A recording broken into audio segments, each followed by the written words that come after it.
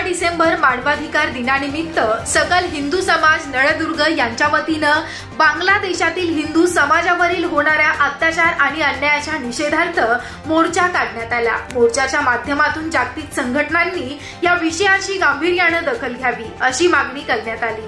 हा मोर्चा नळदुर्गसह संपूर्ण महाराष्ट्रातील विविध भागांमध्ये देखील आयोजित करण्यात आला होता। नळदुर्ग येथील मोर्चातील निवेदन अप्पर तहसीलदार कार्यालय आणि पोलीस निरीक्षक नळदुर्ग यांना देण्यात आलं। यावेळी हिंदुत्ववादी कार्यकर्ते, विविध संघटनेचे पदाधिकारी आणि समाजातील अनेक घटक मोठ्या संख्येने उपस्थित होते। मोर्चा शांततेच्या मार्गाने पार पडल्यानंतर युवकांमध्ये संतप्त प्रतिक्रिया उमटत होत्या।